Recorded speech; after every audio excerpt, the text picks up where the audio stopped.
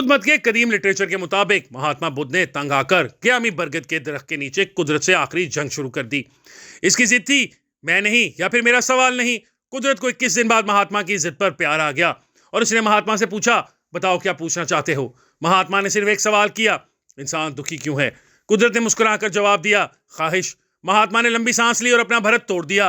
बुद्ध के पैरोकार सिर्फ इस एक लफ्ज ख्वाहिश को नरवान कहते हैं।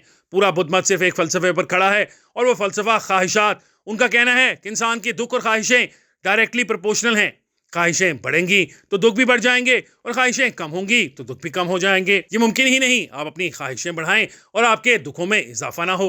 चुनाचे आज भी जब दुखों के मारे हुए लोग बुद्धों के पास आते हैं तो ये इन्हें 2 चादरें, लकड़ी की खड़ावी और एक झोला दे देते हैं और इस शख्स का स्ट्रेस लेवल 0 पर आ जाता है।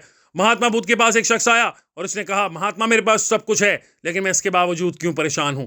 महात्मा ने मुस्कुराकर जवाब दिया, तुम जब 10 मन की गठरी सर पर उठाकर फिरोगे तो फिर तुम्हें खुशी कैसे मिलेगी। इसने कहा, महात्मा मेरे सर पर तो कोई गठरी नहीं। महात्मा ने मुस्कुराकर कहा, नहीं, तुम्हारे सर पर ख्वाहिशों की बहुत बड़ी गठरी है, तुम इसे सर से उतार दो ताकि तुम्हारी परेशानी आज से खत्म हो जाएगी। मुझे आज नवाज शरीफ भी ख्वाहिशों की गठरी तले दबे महसूस हो रहे हैं। मियाँ साहब हकीकतन हमारी तारीख के तिलिस्माती किरदार हैं। आप इनकी सियासी ग्रोथ देखें। ये 1981 तक महज लाहौर के एक सनतकार के साहबजादे थे। ये पंजाब के वजीर खजाना बने और 4 साल बाद मुल्क के सबसे बड़े सूबे के वजीर आला और मजीद 5 साल बाद वजीर आजम थे। इनको 3 बार इक़्तिदार से निकाला गया और ये 3 बार ही वापस आए। इन्हें निकालने वाले दरबदर होकर दुनिया से रुखसत हो गए मगर ये हर बार ज्यादा कुव्वत के साथ वापस आए। इस शख्स ने परफॉर्म भी किया। अब मोटरवे से सीपैक तक मुल्क का कोई बड़ा मंसूबा उठाकर देख लें, आपको इसके पीछे नवाज शरीफ नजर आएगा। आप इनकी सफारतकारी भी देख लें। 1999 में अटल बिहारी वाजपेयी बस पर बैठकर लाहौर पहुंच गया और इसने मीनार पाकिस्तान के साए में खड़े होकर पाकिस्तान को तस्लीम भी किया और आगे बढ़ने का ऐलान भी किया।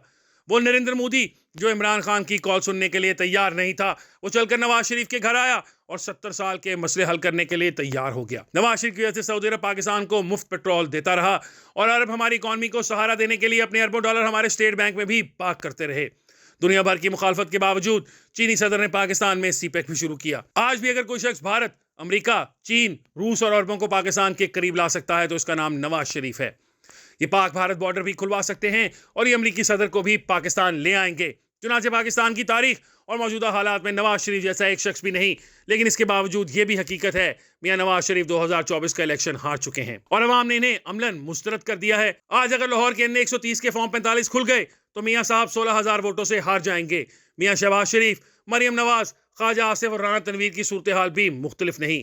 ये हल्के भी जिस दिन खुल गए ये सीटें भी निकल जाएंगी। कौमी असेंबली की 20 सीटों पर गड़बड़ हुई है और मियां साहब इस हकीकत से वाकिफ हैं, लेकिन इसके बावजूद ख्वाहिशात की गठरी ने पीछे नहीं हटने दे रही।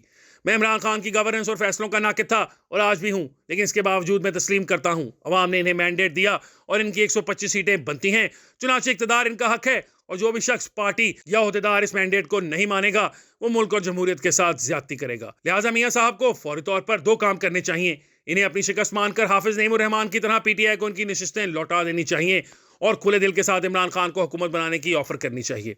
इससे मियां साहब और उनकी पार्टी बच जाएगी और ये मुल्क भी चल पड़ेगा। मियां साहब अच्छी तरह जानते हैं कि इन हालात में हुकूमत नहीं चला सकेंगे। साल 6 माह बाद इनकी पार्टी और इक़्तिदार दोनों इनके हाथ से निकल जाएंगे। लिहाजा ये ख्वाहिशों की गठरी नीचे रखें और सही फैसला करें। दूसरा, ये ठंडे दिल से अपनी गलतियों का तज्जिया करें। ये अगर आज गैर जानिबदारी से सोचेंगे तो ये मान लेंगे कि उन्होंने क्राउन प्रिंस की लॉन्चिंग की वजह से पार्टी और मैंडेट दोनों ज़ाया कर दिए। ये पहले भाई को वज़ीर आज़म बनाने के चक्कर में मार खा गए और फिर ये अपनी क़यादत हमजा शहबाज और मरीम नवाज को ट्रांसफर करते हुए इस लेवल पर आ गए जहां भी एस्टैब्लिशमेंट के बगैर अपनी भी सीट नहीं निकाल पा रहे। और इस सफर में ये जावेद हाशमी, चौधरी निसार और शाहिद खान अब्बासी जैसे मुखलिस साथी भी खो बैठे। आखिर इन लोगों का मियां साहब से क्या इख्तिलाफ था। ये हाथ बांधकर बच्चों के पीछे खड़े होने के लिए तैयार नहीं थे। चुनाचे तस्बीह के दाने निकल गए। ये दुरुस्त है, ज्यादा नुकसान इन लोगों का हुआ, लेकिन इसके बाद तस्बीह भी तो तस्बीह नहीं रही। मियां साहब भी तो अकेले रह गए। लिहाजा आज मियां साहब के पास कोई भी एक ऐसा शख्स नहीं जो इन्हें बता सके। आप हर मीटिंग में अपने दाएं बाएं मियां शहबाज शरीफ, मरियम नवाज, इसहाक डार और हमजा शहबाज को बिठा लेते हैं। इससे अवाम को ये तासुर मिलता है कि आपकी पार्टी नहीं, बोर्ड ऑफ डायरेक्टर्स है और इस बोर्ड में भी सिर्फ फैमिली के लोग रह सकते हैं। मियां साहब के बारे में तासुर बन चुका है। इनकी कुर्बत के लिए फैमिली मेंबर होना जरूरी है। इसके बाद इनके क्लास फेलोज की बारी आती है जिनमें ख्वाजा आसिफ जैसे मुतकब्बर लोग शामिल हैं। इनके बाद आपका कश्मीरी होना जरूरी है। आप अगर गोरे चिट्टे हैं या आप बट, ख्वाजा और लोन हैं तो पार्टी के दरवाजे आप पर खुले हैं। और इनके बाद वाह जी वाह ग्रुप की बारी आ जाती है। आप वाह करते जाएं और आगे बढ़ते जाएं और ये हिसार इतने मजबूत और बुलंद हो चुके हैं कि मियां साहब इनसे बाहर देख ही नहीं पा रहे। इन्हें ये नजर ही नहीं आ रहा दुनिया कितनी बदल चुकी है। सोशल मीडिया और इमरान खान ने लोगों की सोच भी बदल दी है और जबान भी। आज कमिश्नर रावलपिंडी भी ये कहकर इस्तीफा दे देता है, मैं सोशल मीडिया के जेर असर था। सवाल यह है, पार्टी ने इन हालात के मुकाबले के लिए आज तक क्या किया? क्या पार्टी ने नए टैलेंट के लिए दरवाजे खोले हैं? क्या पार्टी में आम तबके या लोअर मिडिल क्लास के लिए गुंजाइश है? आपने आज तक लोअर मिडिल क्लास के कितने लोगों को टिकट और ओहदे दिए? क्या आपने नए पॉलिटिकल टैलेंट के लिए सोशल मीडिया और पॉलिटिकल कॉलेज बनाया? जबकि आपके मुखालिफ की असल ताकत ही आम लोग और सोशल मीडिया है। इमरान खान वाहिद लीडर है जिसके गिर्द फैमिली की बजाय आम और नए लोग दिखाई दे रहे हैं। आज भी इसने 79% टिकट आम और नए लोगों को दिए, लिहाजा लोगों को पीटीआई में अपना फ्यूचर दिखाई दे रहा है। ये इसके लिए लड़ने और मरने के लिए तैयार हैं। दूसरा, खान ने प्रिंट और इलेक्ट्रॉनिक मीडिया की बजाय सोशल मीडिया पर सरमायाकारी की, चुनाचे ये आज आम लोगों से लेकर एस्टैब्लिशमेंट और अदलिया की फैमिलीज तक में घुस चुका है। जबकि आपकी सोशल मीडिया पर इन्वेस्टमेंट जीरो है, और अगर है भी तो पार्टी सिर्फ ट्विटर पर है और इसकी रसाई सिर्फ 3% है। पार्टी टिकटॉक, इंस्टाग्राम, यूट्यूब और फेसबुक पर कहां है? और अगर है भी तो ये बयानिया नहीं बना रही, ये सिर्फ बयानिए का जवाब दे रही है। उधर पार्टी के टिकट भी पक्के हैं। ख्वाजा आसिफ हल्के में जाएं या ना जाएं, ये लोगों से मिलें या ना मिलें, ये डेवलपमेंट करवाएं या ना करवाएं, इन्हें पार्टी का टिकट भी मिल जाएगा। इस्टेब्लिशमेंट इन्हें जितवा भी देगी और इन्हें वजारत भी मिल जाएगी। राना तनवीर, अयाज सादिक, ख्वाजा साद रफीक, राना सनाउल्लाह, खुरम दस्तगीर, आबिद शेर अली और जावेद लतीफ समेत 35 शेरों की टिकटें और वजारतें भी पक्की हैं। चुनाचे फिर ये लोग अवाम से रब्ता क्यों करेंगे?